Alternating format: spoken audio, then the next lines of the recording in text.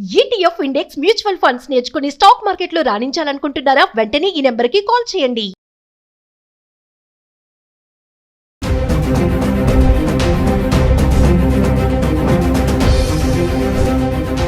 నమస్తే, welcome back to Suman TV. ప్రస్తుతం మనతో పాటు ఉన్నారు consumers affairs committee chairman Mandari Krishna Reddy గారు. నమస్తే సార్. నమస్తే అమ్మా.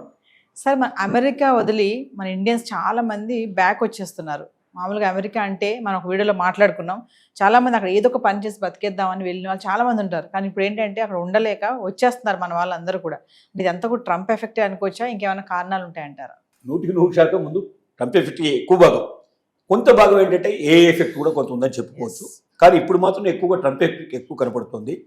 ట్రంప్ చేసిన పని ఏమిటంటే, అసలు గ్రీన్ కార్డు హోల్డర్స్ను కూడా నువ్వు అమెరికన్ సిటిజన్ కావు, నిన్ను ఎప్పుడంటే అప్పుడు పంపించడానికి మాకు హక్కు ఉంది, ఏ చిన్న తప్పు జరిగినా ఏ చిన్న పొరపాటు జరిగినా నిన్ను వెంటనే వీసా క్యాన్సిల్ చేసి పంపిస్తామని చెప్పి బెదిరించడం అనేది ఒక పెద్దగా తప్పింది. రెండవది, ఎక్కడైతే ఉద్యోగస్తులు ఇంతకుముందు మనకు అక్కడ మన వాళ్ళు జాబ్స్ చేస్తున్నారు, ఈ జాబ్స్ చేసేటువంటి వాళ్ళలో ఎక్కువ మంది ఏంటంటే పెట్రోల్ బంకులలో లేకపోయినట్టు వాళ్ళు హోటల్స్లోనో లేకపోతే డెలివరీ బాయ్స్ లాగానో ఇట్లా పనిచేసే వాళ్ళు ఎక్కువ ఉన్నారు.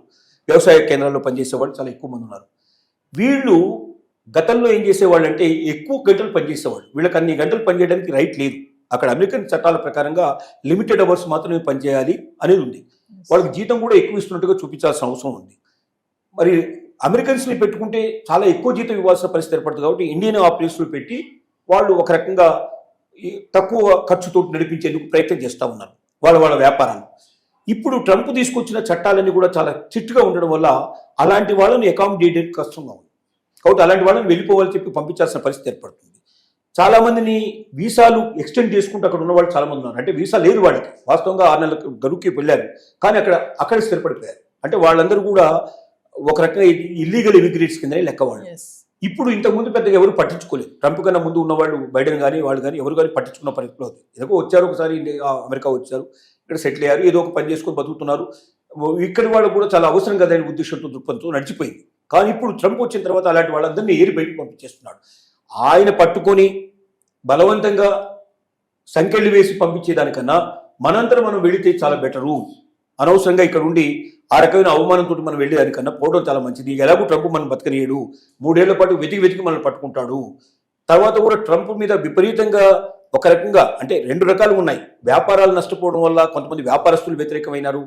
తర్వాత విపరీతంగా ట్యాక్సెస్ వేయడం వల్ల కొంతమంది కస్టమర్స్ అంతా కూడా వ్యతిరేకమైనారు. కానీ మళ్ళీ ఇప్పుడు ఏమైందంటే ట్రంప్ రాజీపడి ఈ ట్యాక్సెస్ అనేటువంటి బాగా తగ్గించేసేసి అందరితో రాజీపడి వాళ్ళు మన దేశం మీద వాళ్ళు మన దిగుమతుల మీద కూడా వాళ్ళు అమెరికా నుంచి పంపించే వాటి మీద కూడా మనం ట్యాక్స్ తగ్గించేటట్టు చేసుకొని ఆ రకంగా బెనిఫిట్ ఉభయత్రం వచ్చేట్టుగా చేశాడు.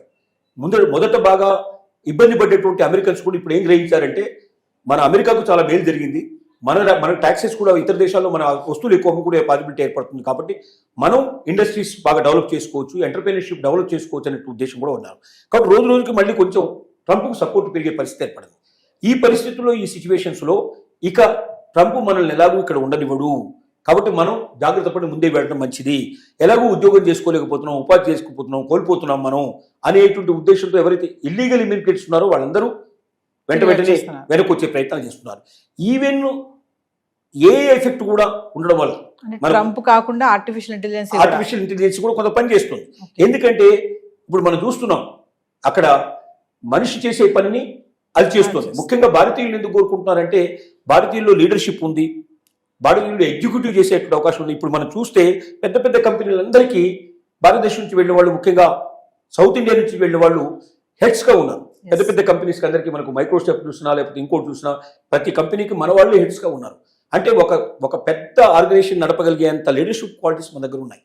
కానీ ఏ వచ్చిన తర్వాత ఎవరు నడపాల్సిన అవసరం లేదు, ఏ నడుపుతుంది కావాలంటే అనేటు పరిస్థితులు ఏర్పడిన తర్వాత అలాంటి వాళ్ళకు కూడా భయం పట్టుకుంది. కాబట్టి చాలామంది ఇంకోటి ఏమైందంటే ఇతర దేశాల్లో ఎవరైతే వచ్చి అక్కడ కంపెనీస్ నడపాల్స్తున్నారో వీసాలన్నీ ఆపేయటం వల్ల కంపెనీ ఎక్స్పాన్షన్ ఆగిపోయింది. బయట వాళ్ళు ఎవరు ఎక్స్పాన్షన్ వాళ్ళు చేసుకోవడానికి పాసిబిలిటీ లేకపోయిన పరిస్థితి ఏర్పడింది. దాని ఎఫెక్ట్ కూడా చాలా పడింది. దాని ఎఫెక్ట్ పడటం వల్ల కూడా అక్కడ ఉన్నటువంటి కంపెనీ రన్ చేయాలంటే కొత్త వాళ్ళని పంపిస్తే కానీ అది ఇంకా బాగా ఎక్స్పాండ్ చేసే అవకాశం ఉంది. ఉన్న ఎక్స్పాన్షన్ సరిపోవడం లేదు. అలాంటి పరిస్థితులు ఏంటంటే కొంతమందిని విత్డ్రా చేసేసి ఇండియాకు పిలిపించేటువంటి ప్రయత్నం కూడా కొంత కంపెనీలు చేస్తున్నాయి. ఇలాంటి అన్ని రకాలైనటువంటి ఒత్తిళ్ల వల్ల అక్కడ ఉండడం కన్నా భారతదేశానికి వెళ్ళి ఇప్పటి నుంచి అక్కడ ఏదైనా మనకు ఎంటర్ప్రీనర్షిప్ స్టార్ట్ చేసి మనం ఒక కంపెనీ స్టార్ట్ చేసి ఎంతో కొంత మనం పురోగతి సాధిస్తే వాడు మనల్ని మెడబట్టి బయటికి పంపించేదానికన్నా మనమే పోవడం మంచిదనేటువంటి దృక్పథంతో ఎక్కువ మంది ఖాళీ చేసి ఇండియాకు రావడానికి ప్రారంభించారు. చాలా వందలు కాదు వేల సంఖ్యలో వస్తున్నట్టుగా వార్తలు వస్తున్నాయి. ఇలాంటి పరిస్థితుల్లో కొన్నాళ్ళు పోయిన తర్వాత ఇక అమెరికాలో 100% నేను సేఫ్గా ఉండగలుగుతున్న వాళ్ళు తప్ప మిగతా వాళ్ళు ఎవరు అక్కడ ఉండకపోయినా మనం ఆశ్చర్యపడాల్సిన అవసరం లేదు. అంటే సార్ ముందు ముందు అమెరికా వెళ్ళాలనే ఆలోచనని విరమించుకోవాలంటారా? ఈ 3 సంవత్సరాల పాటు ట్రంప్ ఉన్నంత కాలం, ట్రంప్ ఉన్నంత వరకు. తర్వాత ట్రంప్ రాకపోతే లేదా ట్రంప్ లాంటి వాడే రాకపోతే మనం ఏదైనా చేయగలుగుతాం. అంటే మళ్ళీ బైడెన్ లాంటి వాడు ఇంకొకరు గతంలో ఉండేటువంటి ప్రెసిడెంట్ల వాళ్ళు ఎవరైనా వచ్చి కాస్త లిబరల్గా ఉండే పరిస్థితి ఏర్పడితే అప్పుడు ఉండొచ్చు. కానీ ట్రంప్ ఉన్నంత కాలం అది సాధ్యం కాకపోవచ్చు అనేది ఇప్పుడు ఉన్నటువంటి పరిస్థితి. అంటే స్టూడెంట్స్ కూడా అంతేనా సార్? అబ్రాడ్ వెళ్ళి చదువుకోవాలనుకుంటారు కదా, అమెరికా వెళ్ళి చదువుకోవాలి, పై చదువులు అనుకున్న వాళ్ళు కూడా ఈ టైంలో వెళ్ళకపోవడం మంచిదంటారా? స్టూడెంట్స్కి పరిస్థితి మరీ ఘోరంగా ఉంది. ఎందుకంటే ఒకటి ఇప్పుడు కొన్ని యూనివర్సిటీస్ని మూసేసే పరిస్థితి తీసుకొచ్చాడు. యూనివర్సిటీ గవర్నమెంట్ డబ్బంతా కూడా పూర్తిగా ఆపేశారు. తర్వాత ఇక్కడి వాళ్ళు ఎవరైనా పార్ట్నర్షిప్లో అక్కడ యూనివర్సిటీలు ఉంటే అలాంటి వాటిని బలవంతంగా వాళ్ళని పార్ట్నర్షిప్ విత్డ్రా చేయించి వాళ్ళని బయటికి పంపించే ప్రయత్నం చేస్తున్నాడు.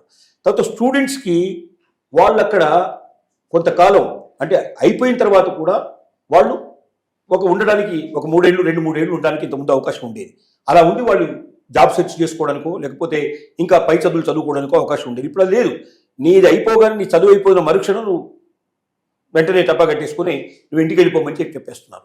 ఇలాంటి పరిస్థితుల్లో బయట పనిచేయడానికి కూడా స్టూడెంట్ బయటకు వెళ్ళి పనిచేయడానికి వీల్లేదు. ఓన్లీ యూనివర్సిటీ ఆవరణలోనే పనిచేయాలి, బయటకు వెళ్ళి పనిచేయడానికి వీల్లేదు. ఇప్పుడు వాళ్ళు ఇంతకుముందు బయటకు వెళ్ళి పనిచేస్తున్నారు, డెలివరీ బాయ్స్గానో ఏదో పెట్రోల్ బంకులోనో లేకపోతే హోటల్స్లోనో అక్కడ పనిచేస్తున్నారు. ఇప్పుడు ఆ పనిచేసే అవకాశం కూడా వాళ్ళకి కోల్పోయారు. అంటే ఇంటి దగ్గర నుంచి తెచ్చుకొని ఇక్కడ తింటే తప్ప బతకలేని పరిస్థితి. చాలా మంది ఏంటంటే మనకు ఎంత ఖర్చు కావాలో ఎంత అక్కడికి రావడానికి కావాల్సినటువంటి దాంతో వరకు మనం ఏదో దీంట్లో తీసుకొని బ్యాంకులోనో అదో తీసుకొని మిడిల్ క్లాస్ వాళ్ళంతా అక్కడికి చేరారు. అంటే అక్కడే సంపాదించుకొని మేము బతుకుతాం, అక్కడే చదువుకుంటాం, గొప్పవాళ్ళు అవుతామని ఆశపడ్డారు. ఇప్పుడు ఇండియా నుంచి డబ్బు వస్తే తప్ప బతకలేని పరిస్థితి ఏర్పడేసరికల్లా ఇండియా నుంచి పంపించగలిగే ఫ్యామిలీస్ కూడా చాలా తక్కువ ఉన్నాయి. అంటే ఇండియా నుంచి ఎప్పుడైతే పంపించలేకపోతున్నారో అక్కడ ఉండడానికి అవకాశం లేక కొంతమంది వెనక్కి తిరిగి వస్తున్నారు. స్టూడెంట్స్ అలాగే వస్తున్నారు. ఇంకా భవిష్యత్తులో స్టూడెంట్స్ కూడా పెరిగే అవకాశం లేదు. వేరే దేశాలకు వెళ్ళడానికి చాలా మంది ప్రయత్నాలు మొదలుపెట్టారు. అమెరికాను వదిలిపెట్టి వేరే వెస్ట్రన్ కంట్రీస్లో ఎక్కడైతే ఈ అవస్థలు లేవో కొన్ని అక్కడ కూడా ఇప్పుడు ఇంగ్లాండ్ కూడా ఇదే పరిస్థితి తీసుకొచ్చింది. వెస్ట్రన్ కంట్రీస్లో చాలా కంట్రీస్లో మా దేశానికి వచ్చేటప్పుడు 1-2 సార్లు ఆలోచించుకొని చేద్దాం అనేటువంటి అంటే ట్రంప్ విధానాలే మిగతా దేశాలు కూడా ఫాలో అయ్యే ప్రయత్నం చేస్తున్నాయి. కాబట్టి అన్నిటికన్నా బెస్ట్ ఏంటంటే మన మాతృదేశం, మన దేశంలోనే మన అవకాశాలు వెతుక్కోవచ్చు. దమ్మున్న వాడికి శక్తి ఉన్న వాడికి ఈ దేశం వదిలిపెట్టాల్సిన అవసరం లేదు. మన శక్తి సామర్థ్యాలు ఇక్కడే చూపించుకొని ఇక్కడే ఎదుగుదాం అనేటువంటి నిర్ణయానికి ఎక్కువ మంది రావడానికి అవకాశాలు పరిస్థితులు ఏర్పడుతున్నాయి. Thank you.